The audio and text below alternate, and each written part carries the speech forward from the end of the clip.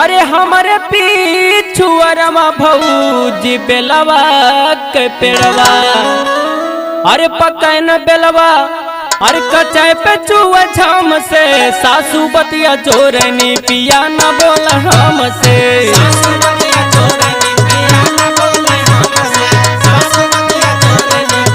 हे पिया न बोले हमसे, पिया न बोले हमसे, सासू बतिया जोरनी पिया